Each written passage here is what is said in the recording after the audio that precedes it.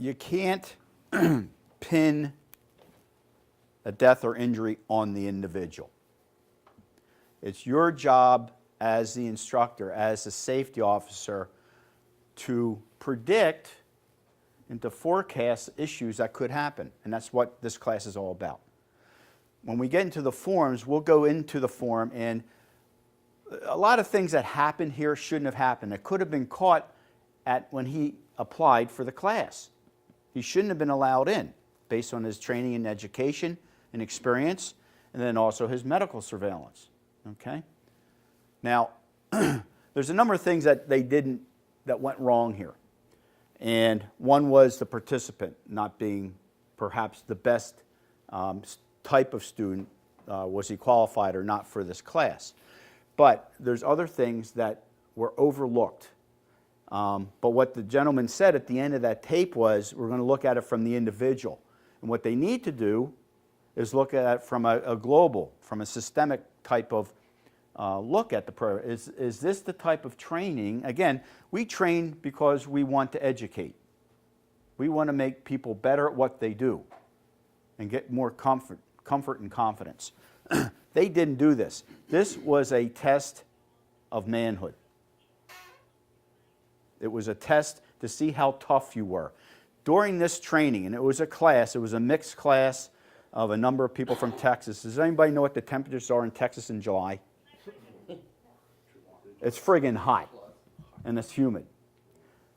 There were no precautions to take a look at that humidity. In other words, what's the gauging the humidity in a very still, very hot day, and how does that impact how we're going to train? Perhaps the standard of what we're doing, this evolution, and they had several evolutions during this, in a high-rise building and in a confined space structures all over the place, that probably should have been reduced in scale. In other words, because it was so hot, so humid, and just the considerations, the medical surveillance of the participants, they just kept going as if it were 50 degrees and it was, normal, more wintry weather for Texas. Well, this is July.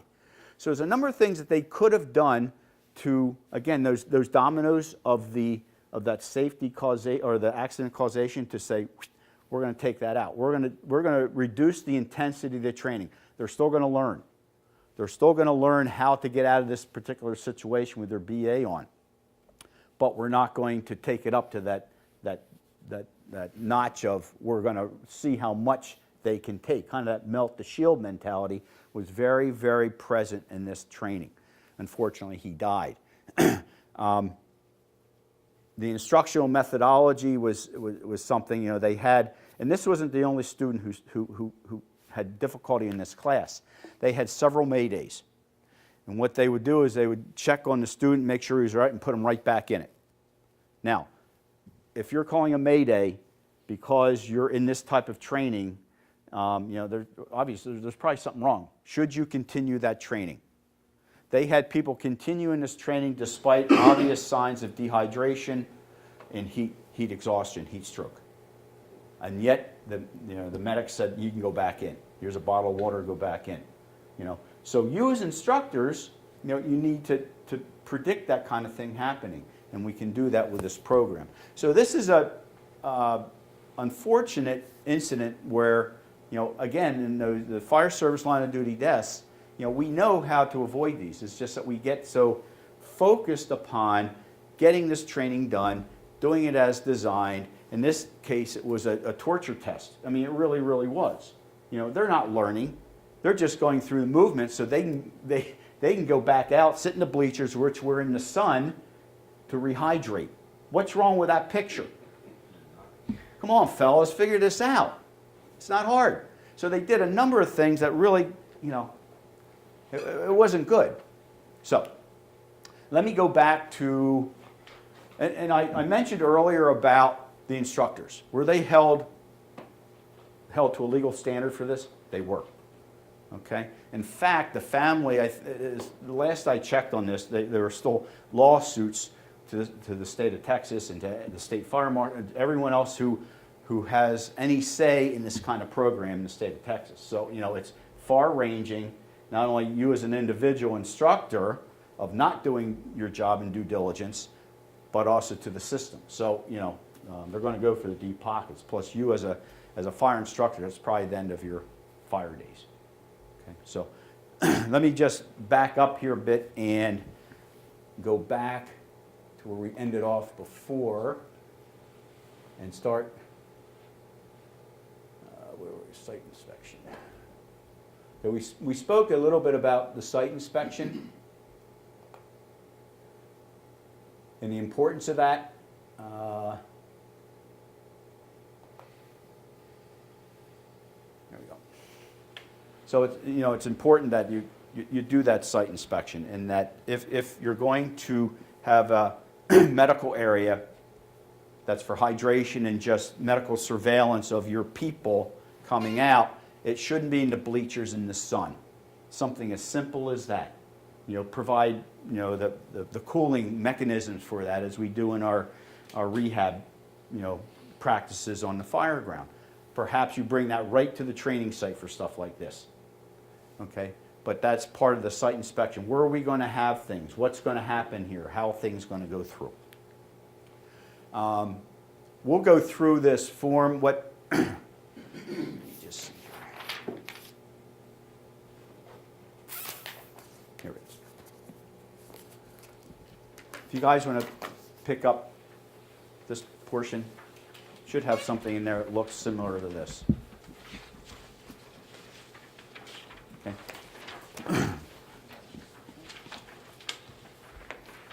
What this does, it marries up to this. Okay?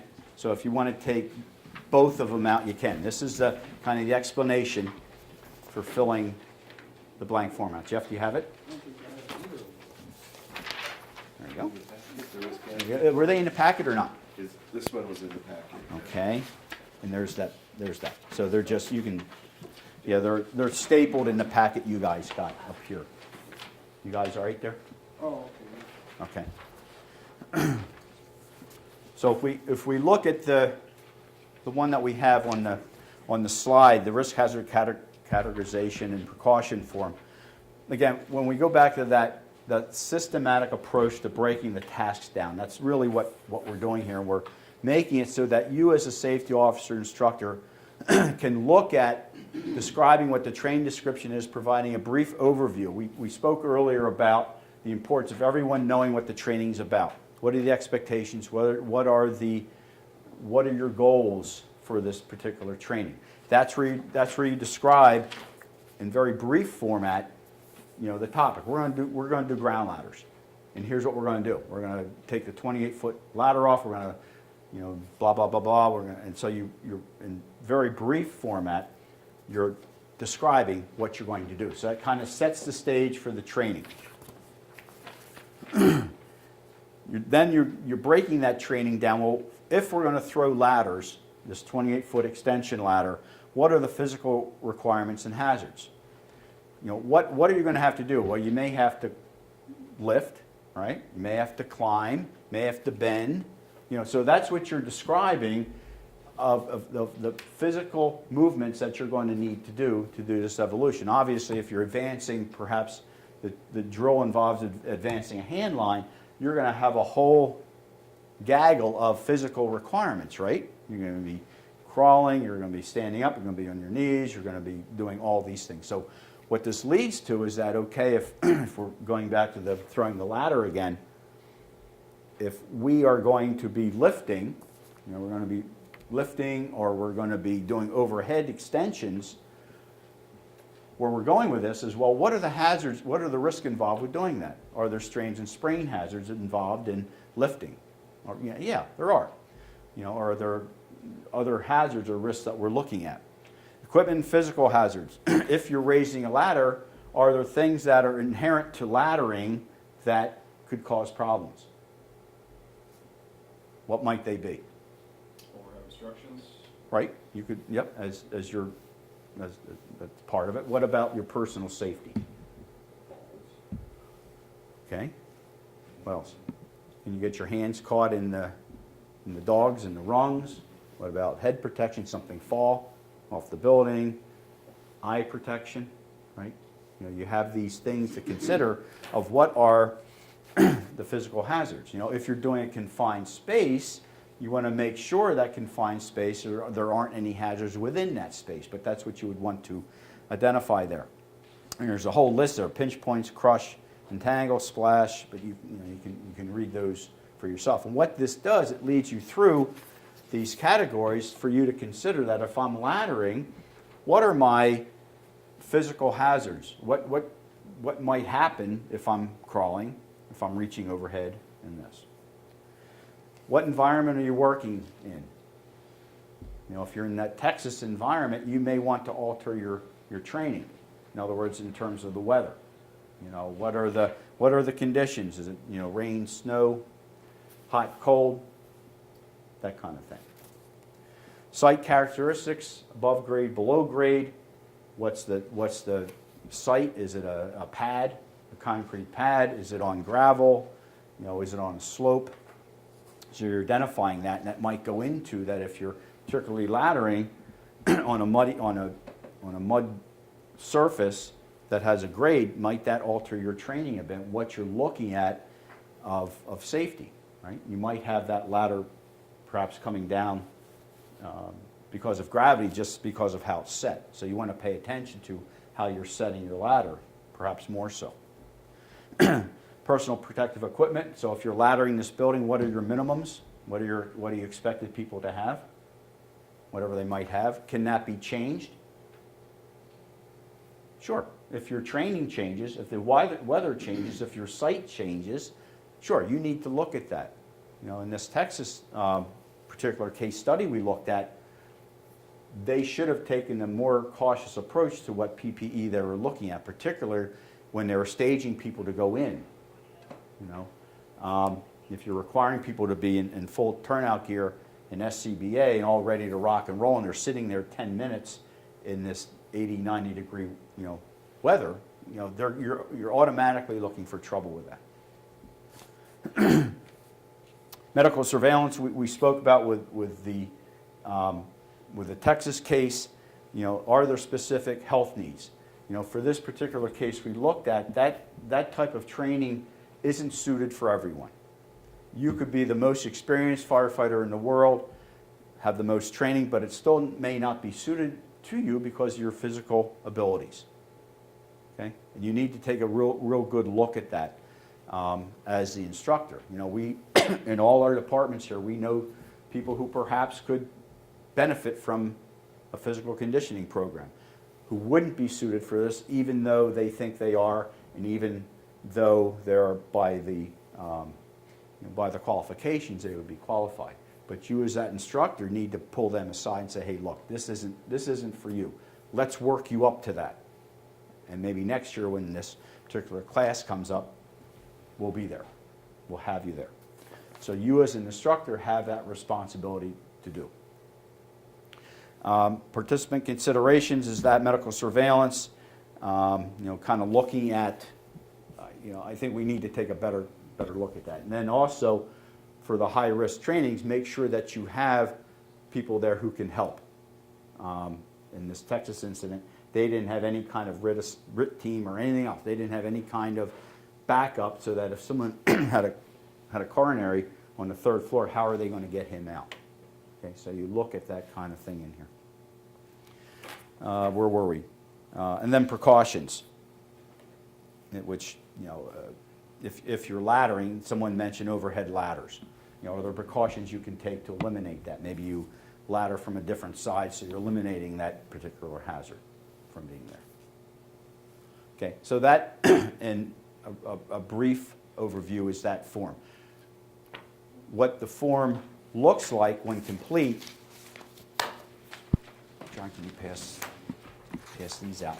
This is a completed form for event, enter, isolate, search.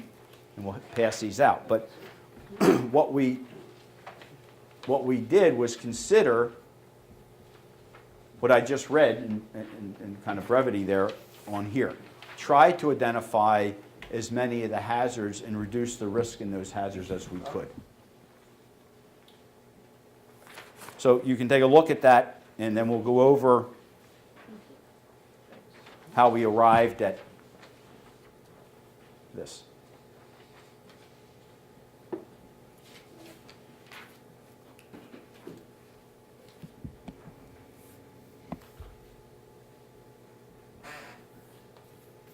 So what we did in our planning meetings, we met with our training staff and said, okay, where are we going to train? Weather, predicted weather. So that's what's reflected in this. What are you doing? What are you doing in this training? Is vent, enter, isolate, search training, which on here can be risky. But you know, it's one of those things as firefighters we really should be practicing. Okay? But we try to reduce that risk through some of the precautions and control measures that we have listed here.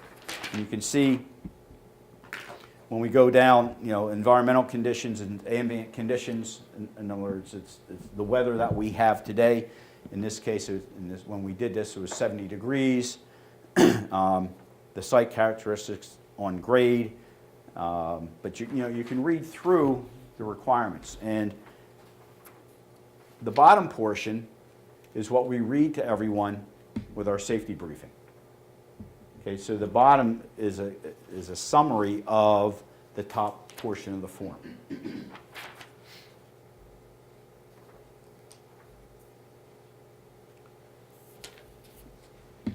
The yellow box at the top I'll go over in a second. That is a visual cue to those who look at this form. You can say, well, yellow on a scale of the colors, a risk assessment matrix, the red or the critical, the yellow or the moderate, and the green or blue are minor. And what this looks at, and for our purposes, for this type of session, for this type of training, we just want a ballpark. You know, if something were to happen, so it looks at probability and looks at consequence. So if something happens, how bad is it going to be? So if taking all these precautions, okay, if something were to happen, how bad would it be? Because you know we're trying to identify, we're trying to eliminate those high risk activities that are involved with this vent, enter, search. So the group ended up, well, it could be serious, you know, the consequence, but the probability isn't that high simply because we're taking the time to identify the hazards and reduce the risk through some of these control measures. So when you look at assigning this yellow box, that could change. So if we're doing this for whatever reason, if we're doing it for a classroom session here, this is going to be blue or green. I mean, there's not a lot of risk of being in here other than staying awake and not cutting your fingers with a paper. Okay? However, if you're doing interior fire attack, this could be red, because that could be a higher risk, despite what we do here, because there's more dynamics involved in that kind of training. Okay, so this is a relative color that if you're coming up on this training, if I'm the chief and I say, John, let me see their training sheet, and I say it's yellow, you know, and I look at Ann's and hers is red and it's a different training, I'm probably going to pay more attention. Not that I don't like John, but I want to pay attention to Ann's because she's rated hers as a higher risk. So I want to pay attention as a senior supervisor that they're covering their bases here. So it's really just, it's a ballpark on how we feel the relative risk is after these control measures are put in place. If we've identified as best we can. And Blaine asked me a question at break on ladder bales. Do you want to ask it for the group and we can talk about that? You know, one thing that always weighs very heavily on my mind is, you know, safety concern and the fact that at the end of the day, if something goes wrong, you know, if somebody gets hurt or somebody gets killed, they're going to come to me for answers, and it's going to be my, you know, butt that's on the line. So the safety aspect of it weighs very heavily on my mind, no matter what training that we do. And one thing that we have done in the past is ladder bailouts and window bailouts. But with that, there is a higher risk for getting injured, and we've injured multiple people doing it in the past. So where is that sort of balance of we need to train on this, but there's a much higher risk for injuring somebody in doing that? And I look at it differently than even live fire training, because though it is live fire training, it's still very controlled. It's a very controlled environment. We have backup teams, safety lines, things like that that are already in place. Where on a window bailout, you twist the wrong way, you're ripping your shoulder out, or the chief injured his bicep back in the day. We've injured people doing it. So where's that balance, and how do we move forward with something like that? What do you think? Because it is a skill that we need to know how to do. I mean, if we ever put into it, if I have to bail out of the second floor, the first time that I do it shouldn't be when it's actually happening. I mean, I need to know how to do it, but where is the line that you draw in the sand between risking injuring people during training and teaching them how to do it? Dive into foam pits? Yeah. That's a really good question. It's really tough to train on that. Can you do it at a lower elevation? So you're not bailing out of a second story window, you're now setting it up so you're a box off the floor as opposed to coming out of the window, and now you can put your arm through and lock and put your feet down the. And I think and correct me if I'm wrong, but I believe in the past, the injury has occurred a lot of times in the twisting motion of coming out and you're twisting around. And that is just one way of doing it. So do we not teach that skill? Do we do head first bailouts? And to your point, we're only 5 feet, and the chance of getting hurt is lower. It's. I think you guys do a better job than we do of it, but it's that stretching and, we talked about that functional fitness, but you guys, I think, do almost a warm-up before you go into drill, at least from what I've heard. So, maybe that's more a piece of it too, is getting limbered up before you start this drill. Because is it something we need to know? Absolutely. Because I would rather injure my bicep than be dead, right? And hopefully not, but at some point that could save your life. Blaine, excellent question, and I think it's on a number of levels, and it brings up, and the captain brought up a very good point. Is that's what you would identify here, is that you don't, in my view, you don't start ladder bail training, or you're bailing out with whatever technique you're using at the most extreme. In other words, you're not going to do it without fall protection. You're not going to do it from the fourth story. You're not, you know what I mean? So you kind of gauge it up, but you identify we're going to do it from a lower level here first, and then you're going to sequence that training up. But that's where you identify, and this box could be very well read, right? Because it could be, if you don't do a number of this. Now, my opinion is that it's a skill that all firefighters should do. Should they be familiar with it, and should be aware that, if you're on the number 2 floor and you've isolated yourself and you still have to bail because the conditions are deteriorating, you're coming out that window. I don't care who you are. You're coming out the window. Whether it's the ladder there, or whether you got webbing, or whatever, you're coming out. So the best way for you to recognize that of what we do is to at least practice it. And I think there's precautions you can do, such as doing it at a lower level, perhaps having some type of, you look at your past, and I didn't speak to kind of injury statistics. And how are you injuring people and where are you injuring them? It's kind of big stuff if you look at how you design safety and occupational health programming. But, if you're getting a lot of arm injuries because you're hooking your arm and you're coming around, well, you modify your training, right? You do it very much slow motion. You apply more control. Maybe you do that with someone right next to them. As long as they're rolling the right way, you can help control that. But it is a higher risk activity, and I think the idea behind this program is that you sit down before you do it to talk about that stuff. How can we not hurt someone's shoulder or tear a bicep tendon or do stuff like that? And I mentioned to Blaine, you're not going to reduce all your risk.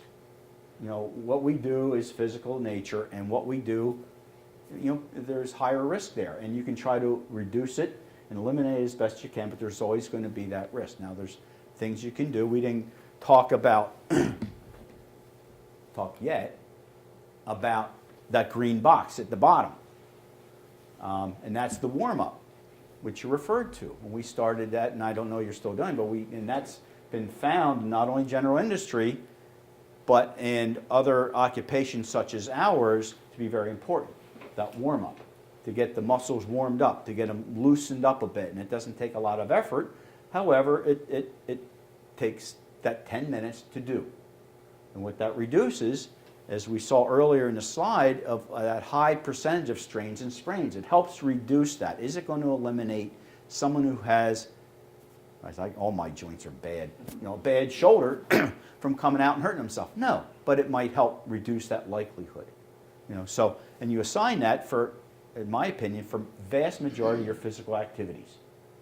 And I remember the very first night we did that, some of you were there were a lot of snickers.